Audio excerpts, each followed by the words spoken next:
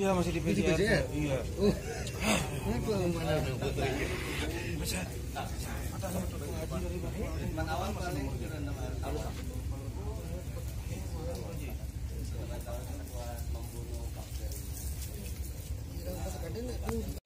segala-galanya segala-galanya.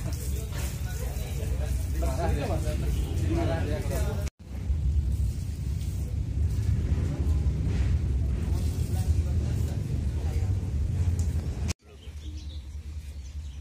udah nomor 1 ya. Kita lanjut nomor 12 kan paling panjang. Nyampe ya. Nomor 12 92. Nomor 5. Sorry. Kalau memang kalau pakai itu nggak bisa gini dibuat long close up. Nomor 1 sudah ya? Nomor 1 sudah. Nomor 17. Oh, saya panggil di sini ya. Nomor 10 jemput.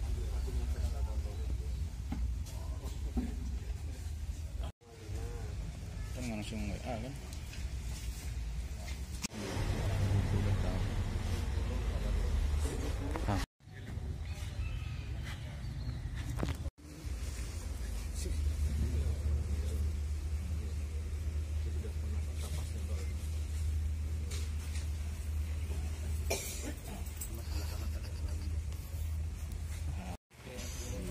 Sekali semut itu aja yus bukro pengambilan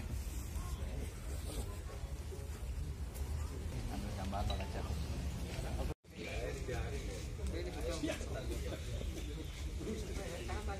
mana kebiarin jaring kan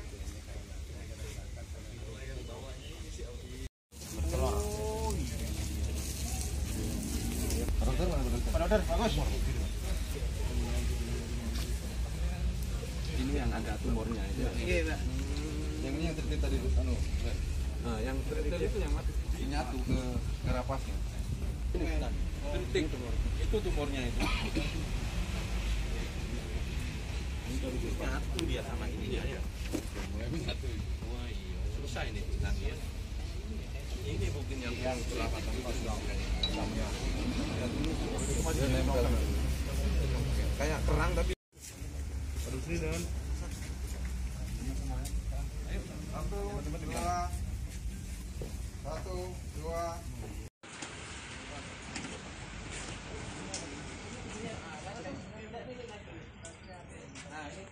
ngatur pesanan sih.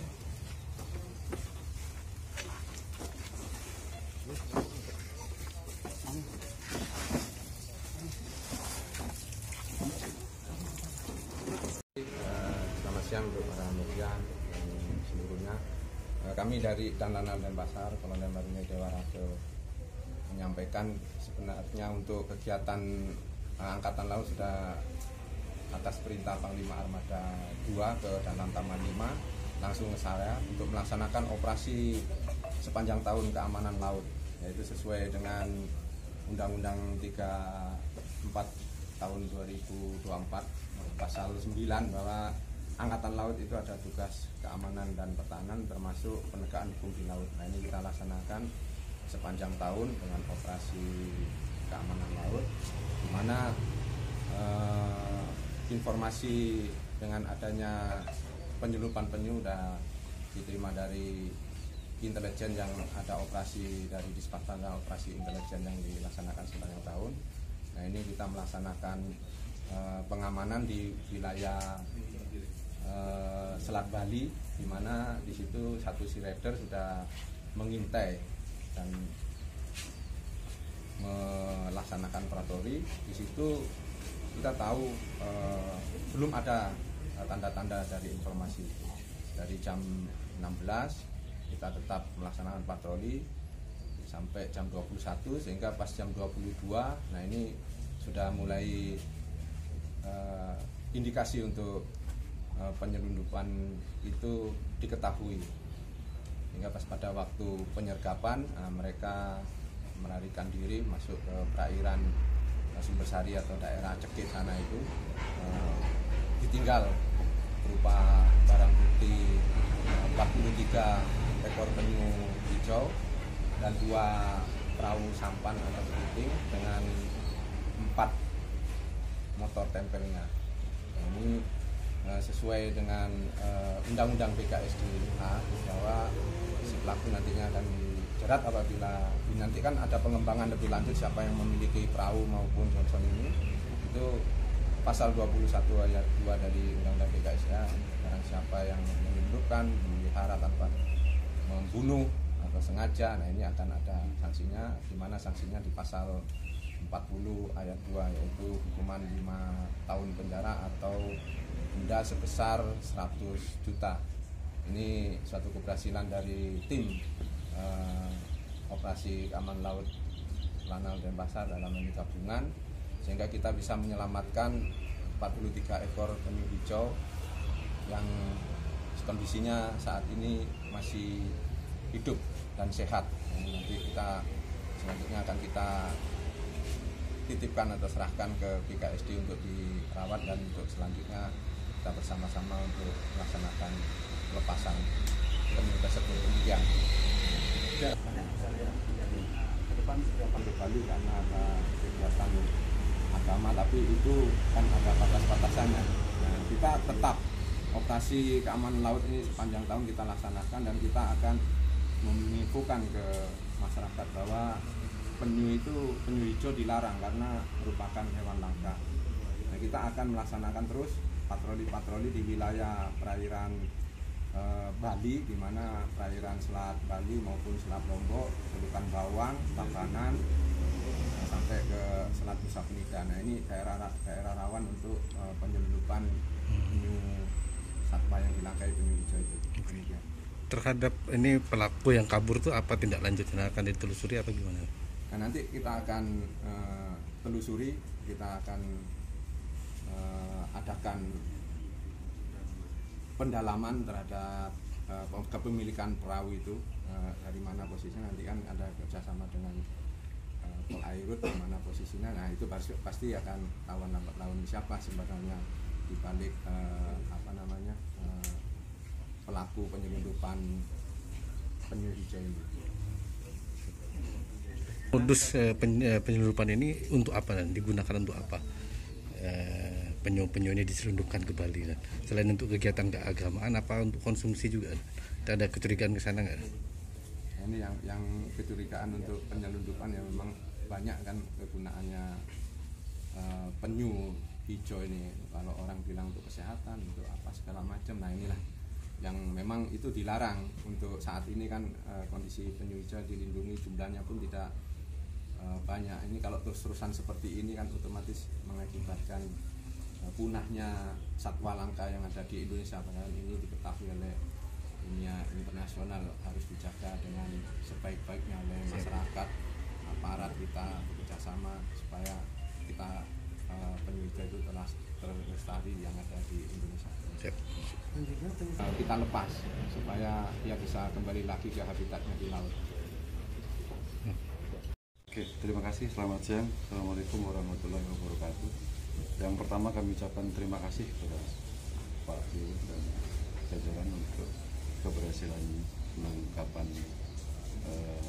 penyu hijau yang 43 ekor ini. Terakhir kemarin kita juga sama teman-teman Lanal di Serangan juga berhasil di akhir tahun 2022.